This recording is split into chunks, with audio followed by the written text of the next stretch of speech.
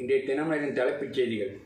India Malaysia இடையே 11 புரிந்துணர்வு ஒப்பந்தங்கள் கையெழுத்து. பிரதமர் மோடி நடத்திய உயர்மட்ட பேச்சுக்கு பின் முடிவு.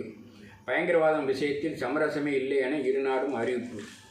தேர்வு மையங்கள் ஒதுக்கீட்டில் குளறுபடி. TNPSC குரூப் 2, 2A தேர்வுகள் ரத்து. பொதுத் தேர்வு திட்டமிட்டபடி நடக்கும். விஜயால் தேசிய ஜனநாயக கூட்டணிக்கு ஜாதகம். தினகரன் கணிப்பு. சேலத்தில் வரும் 13 விஜய் கூட்டம். 51 நிபந்தனையுடன் போலீஸ் அனுமதி. தமிழக திட்டங்களுக்கு தேவையான நிதியை தாமதமின்றி தர வேண்டும். பிரதமர் மோடிக்கு ஸ்டாலின் கடிதம். தொகுதி பங்கீடு பேச குழு அமைக்காது ஏன்? ஸ்டாலினுக்கு பழனிசாமி கேள்வி.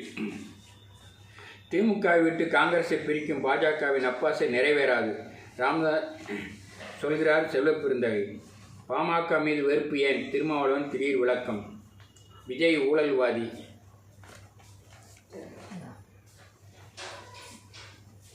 கூட்டணி பேச குழு அமைத்தும் திமுக தாமதப்படுத்துகிறது. காங்கிரஸ் எம்பி விமர்சனம். தாவேகாவுடன் கூட்டணி பேச்சு நடத்தவில்லை பாஜக. பாமக யாருக்கு சொந்தம்? கோர்ட்டில் தேர்தல் கமிஷன் மனு. சனிக்கிழமை பத்திரப்பதிவுக்கு ₹1000 சிறப்பு கட்டணம் ரத்தாகுமா? மதுரையில் தினமலர் தாமஸ் குக் நடத்திய கிராண்ட் டிராவல் மேளா. வெளிநாடு சுற்றுலாவுக்கு மக்கள் ஆர்வம். காற்று வாங்கும் Tiruppur Tidel neo park. IT நிறுவனங்கள் வர தயக்கம். நெல் கொள்முதல் மையம் மூடல். புளியரையில் விவசாயிகள் அவதி. மதுரை மாநகராட்சி சொத்து வரி முறைகேட்டில் அமைச்சரின் மாஜி உதவியாளருக்கு தொடர்பு. பினாமி பெயரில் பிளாட்டுகள். துபாயில் முதலீடு.